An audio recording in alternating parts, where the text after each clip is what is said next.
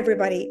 You know, we like talking about managing personal finances on this show because we really care about the kinds of big financial decisions that you might make in retirement that are going to impact your lifestyle over the rest of your retirement years.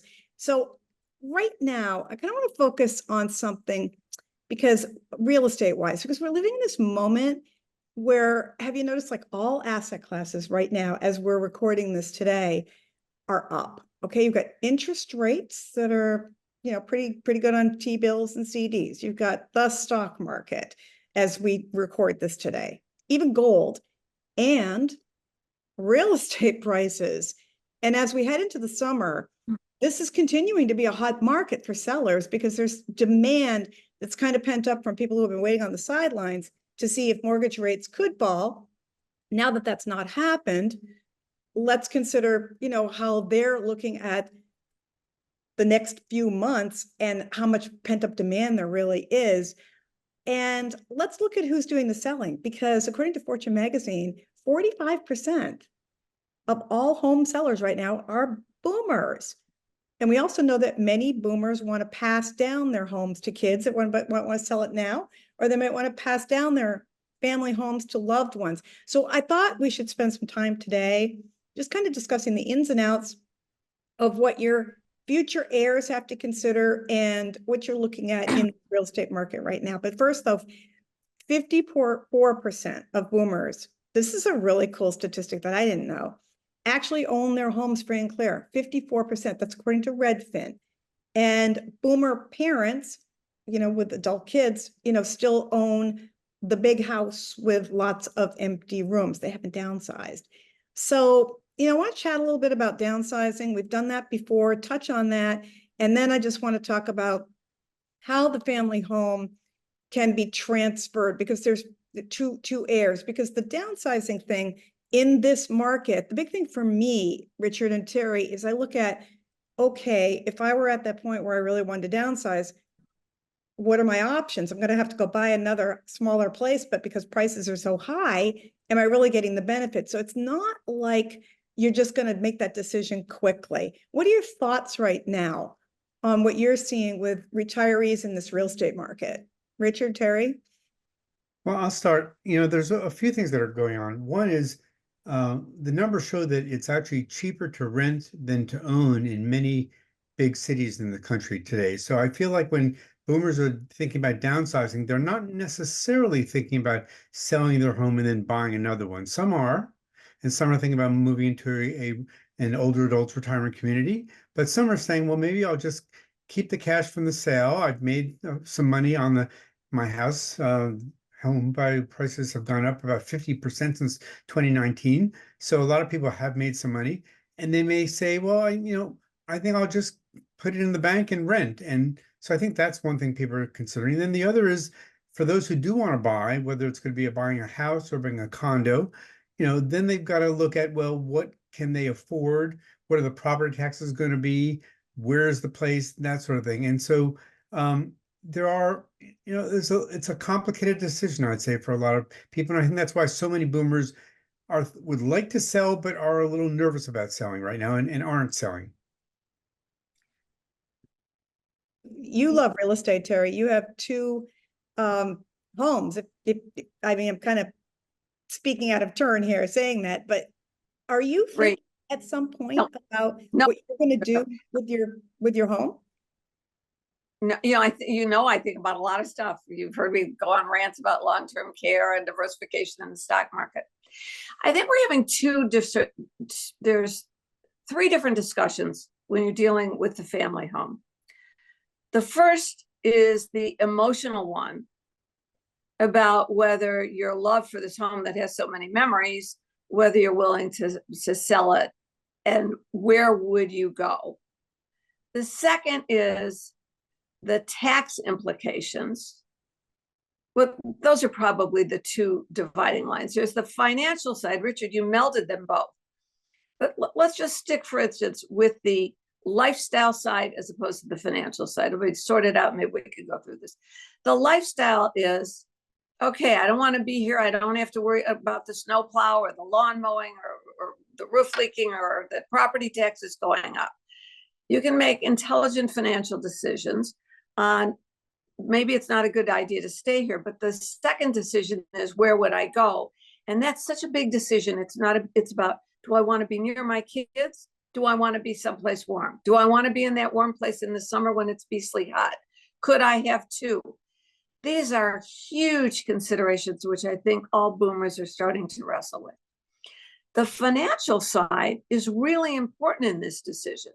First of all, if you're a single homeowner and you've owned your home for a long time, there's only a $250,000 tax capital gains exclusion, and that's on your principal residence. So if you're married, you can exclude $500,000 worth of gains. But the fact of the matter is, if you bought your home 40 years ago when your kids were little, 50 years ago, you could have $1 million gain. Yeah, easily, And easily. If you died and that house was in your state, the one you bought for $37,900 in 1972, that's now worth $1.6 million, and you die tomorrow, your heirs get the stepped up value. That when you make these decisions, part of it is what you want, what you feel, how you want to live. And part of it is you have to think about the financial side of it, not just what you're going to do with the money, but what the tax implications are. So I'll let you guide this discussion, but we need to keep those both firmly balanced. That's all I'm saying. We're going to come back and revisit that in a second. What I want to kind of focus on are the families, parents who own the home, who are, or you're the adult child and it's the family home, and there is an emotional attachment and there is a lifestyle piece of it, because there's no discussion of moving to assisted living or downsizing or leaving the area. You want to stay right where you are. So when you're looking at the considerations there, you know, as that parent who wants to stay in that house and own that house, what do I need to consider financially, you know, in order to say to myself, okay, I'm not going to reap the benefits of selling this house while I'm on this earth. I want my kids. This is family. And a question that's come up on Wealth Ramp a lot for me is from people who are asking, you know, the question, should I ask my parent to put me on the deed, you know, for the house? Or, you know, the parent's asking, should I leave, you know, the house in my will or in my trust, you know, to my children, plural, or to my child? So the first thing I just wanted to kind of bat it out of the way is just to kind of definitively answer the question that it's far better if you're talking about you're thinking about your parents' home that you grew up in, you think they're going to end up leaving it to you. Let's say you're an only child and you're saying, you know, could I be on the deed? And that's a hard no. No. It is far more advisable to let your parent, you know, basically leave you the house. There's a lot of different reasons for that, but do you guys agree with that? Well, first of all, the optimal way to deal with that situation is you've created a revocable living trust. I have a half-hour video at terrysavage.com, which Louis, our producer, helped me make on why you want a revocable living trust right on the homepage. You retitle the house in the name of your trust. It uses your social security number, doesn't change your cost basis or tax basis or anything. And then you name your adult son or daughter, who was your only child, or your two adult children, as successor trustees. You do not gift them a piece of the house now, which is very well intentioned, but it changes the cost basis for them when you die. You just don't. You should be speaking with your own estate planning attorney. There might be circumstances, and there could be if you were going on Medicaid and you wanted to keep the home. But basically, for all of you in our audience, create a revocable living trust, retitle the house in the name of the trust. It doesn't change your cost basis. And then let things take their course. If you're not only if you die, but if you're incapacitated, and your successor can pay the bills, can keep you there, can pay the electric bill and so forth if you haven't done it automatically, and you can stay in your home.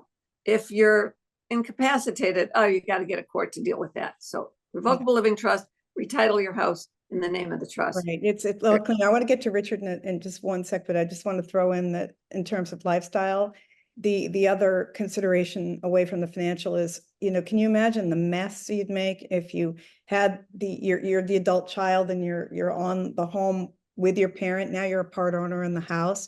Well, from the parent's point of view, what if you get married or remarried, and then that Or new, sued, or if your you're sued, if son-in-law, it's mom's house, your son-in-law comes in and says, oh, mom, that renovation you wanted to do to the kitchen, no, we're not going to do that now. I mean, it just creates just so many messes, and we'll get to the tax implications of that in a second, but there's other reasons as well. Richard?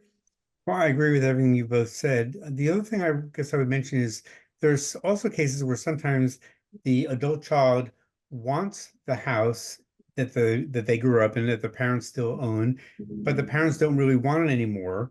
And so they think about the possibility of the parents selling the house to the child and doing it through a loan to the child. I would just say that's also tricky. If you are thinking about doing that, you have to understand that the IRS has certain minimum interest rates that you need to know. And I was checking these days, it's around 5 or 6% for a mortgage. So if you're going to do it, you can't just say, okay, well, I'll let my kid buy the house and I'll have him pay me 1% a year and it'll be a great deal for him. But the IRS will not think so. That's a really good point. Can you, Terry, offer guidance a little bit further on leaving the property? I want to go back to what you said earlier about the step up. A lot of people don't understand exactly what that means. And again, we're talking about when a house is inherited and you are the inheritor, you're the heir. And now you're going to turn around and you may keep the house, but you may not keep the house. You may want to sell the house. And so this is what, I think you were talking about when it comes to. Okay, let's talk about this. First of all, there's no inheritance tax in the United States, federal tax that is, until you have an estate worth over $12.8 million. You could give stuff away during your life if it's significant, it's combined with that. Your state, however, may have an inheritance tax that begins at a much lower level. Forget do-it-yourself wills and trusts online.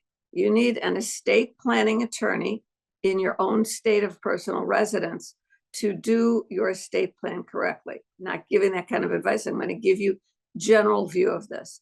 Your house, maybe your IRA is your largest asset. You've named beneficiaries. It doesn't have anything to do with your estate plan, but your house might be your other largest asset.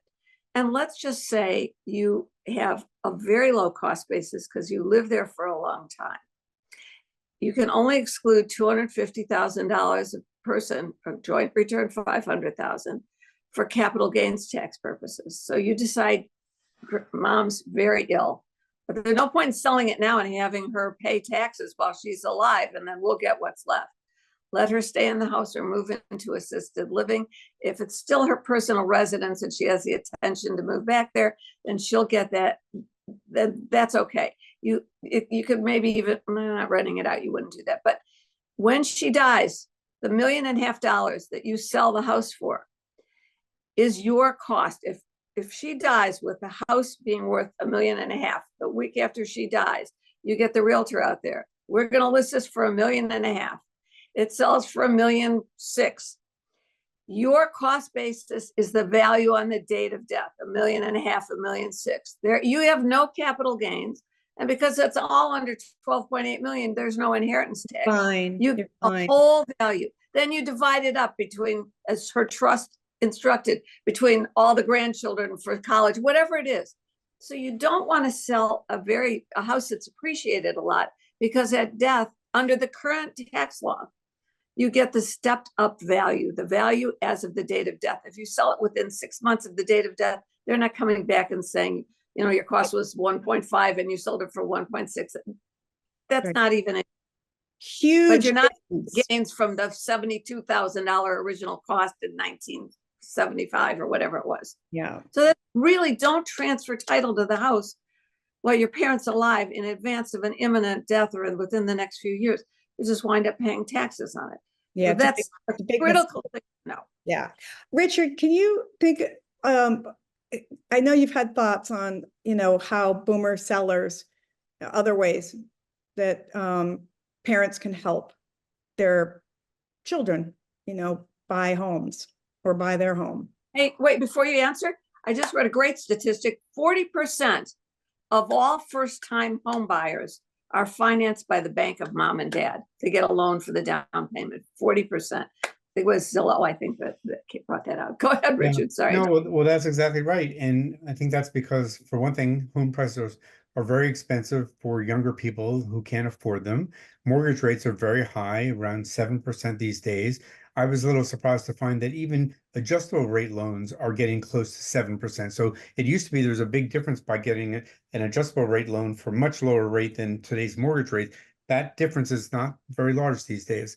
So one thing you can do as the parent is to help purchase that home, if you can afford to do that, and if your kids would like that. The other thing is you could just be providing good advice to them about making a smart decision when they buy the home, because if they've never done that before, there's a lot they don't know, but they would probably like to know to avoid making mistakes. And that's about things like inspections and property taxes or homeowners associations, all kinds of things that somebody who's never bought before would want to know. And you can help guide them. You're not going to make the decision for them, but you can tell them what to watch out for and things to do. And part of that advice might be to talk to them about possibly, if you're going to be selling a house these days, you might be doing something to help the buyer who can't afford to buy the house the way it is. So maybe you'll pay some of the repair costs that the buyer would normally be paying, or you'll pay some of the closing costs, because that's one way that will entice some people to buy your house who could not afford to do it otherwise. That's a really good point. And sometimes we're taking this conversation about either selling the family home or passing it to the next generation. Sometimes we talk from the parent's point of view, and sometimes we talk from the inheritor, from the future heirs point of view. And they, they should pretty much coincide, but you know what that really takes to make that happen, knowing that we have, the greatest massive wealth transfer in history coming up over the next 20 years or so of more than $70 trillion, knowing that some of that is going to be in property, it's going to be in the family home. Talking about discussing it, are the kids prepared? Are the parents on both sides prepared to, kind of discuss openly what are the things to consider? Because going back to what Terry said in the very beginning, this is the most emotional asset. If you're still, in the same house that you raised your kids, it could be the most emotional asset of all time that really ends up a house divided. It ends up being a big problem. I just mentioned, I just had someone who had passed away, by the way, and found out that right after she inherited the house, this is another consideration to discuss with your kids beforehand, that your kids might need to know. There was a reverse mortgage that was outstanding. And then she had 30 days to get the home on the market and turn around and sell it. So I think that part of this conversation about parents' point of view and heirs' point of view, and touchy and it's sticky and it's not easy to have, but I think you've got to have the conversations to communicate so that heirs can kind of plan and know and talk amongst themselves. Siblings can kind of discuss in advance. Am I going to sell it? Or are we going to keep it together? So I'm just going to give you 3 things that I think about when I think about the family having this discussion about selling, or, putting it on the market now, or waiting and passing the house. Is that, number one, think about that, when the heirs do inherit, they can sell the property and then they can use the proceeds to to pay off any outstanding loans you might have, or mortgage. They can keep the property. These are the things we need to discuss. You can keep the property, and then if you can't afford it, figure out some way to take out a forward mortgage or work out if there are encumbrances, figure out a way to borrow to do that. And that's a discussion also with siblings that you need to have. If one sibling says, I want to buy y'all out and I can afford to, so these are the things that, you have to look at, how are you going to pay off any loans? And did mom and dad even tell you that they still had a loan on the property? It's not free and clear. Pam, the essence of you watching this podcast, anyone out there, is that you care enough to be thinking about these topics. We have a special group of people that watch us. You're watching because you care about these things. The most essential thing you can do at this stage of your life is sit down with your kids. Every family has one kid. If you have multiple kids, I only have one son, unfortunately. He's real good at this stuff. So he meets with me every couple of years with my estate planning attorney and my own financial advisor. And he knows pretty much everything, and that's just fine with me. But every family has 3 or 4 kids. And one kid is the ne'er-do-well, or maybe it's just the artist type or doesn't care about money. You need to craft an estate plan that encompasses all of these kids and avoids family fights. My mother did that so well for my 2 brothers and me. We had one of the best days in our lives when we walked around tagging the things that we wanted to keep and what we didn't. This is a huge responsibility, not just so you have legal documents in order and so you have tax advice on the best way, but so you give your children the gift of being able to celebrate your life and not fight over your assets. So anybody out there who's watching this podcast, I strongly encourage you to get together with your estate planning attorney, work out all these what if scenarios, then call a family meeting, preferably in the attorney's office, not for the reading of the will, but for an instructional discussion on how you not dead yet. Not dead yet, but you owe this to your adult children. And by the way, they owe it to you to pay attention to.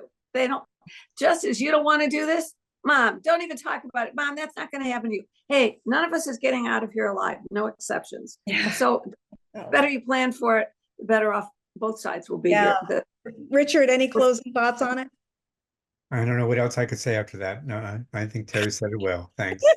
Okay, well, all right. At the end of the day, I think we're all suggesting that it might be a great time to have the conversation about real estate, especially because there's nothing like talking about real estate while prices are high.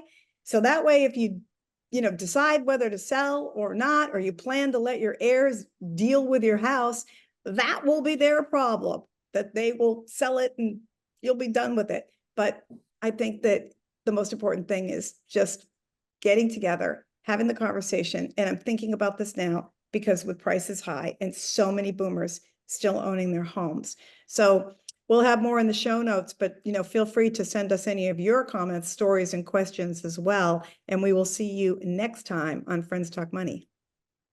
Friends Talk Money is funded in part by a grant from the Investor Protection Trust. The IPT is a nonprofit organization devoted to investor education. Since 1993, the IPT has worked with the states to provide the independent, objective investor education needed by all Americans to make informed investment decisions. Visit investorprotection.org. We also receive support from the North American Securities Administrators Association, known as NASA. It's the oldest international investor protection organization. NASA's members include state and provincial securities regulators from the U.S., Canada, and Mexico who serve on the front lines of investor protection. Recognizing that education and awareness are powerful tools in the fight against investment fraud, NASA is pleased to sponsor Friends Talk Money. Here are 3 important tips to help you protect your money from fraud. With investing, there are always risks, so be cautious of anybody telling you that a certain investment is guaranteed. You should also proceed with caution if somebody is promising very large investment returns. This is a common red flag for investment fraud. Last and most importantly, be sure you're working with a licensed or registered financial professional. You can check your advisor and make sure they're licensed by visiting brokercheck.finra.org. NASA is your partner in keeping you safe and helping you avoid investment frauds. Visit nasa.org and click on the Investor Education tab to learn more.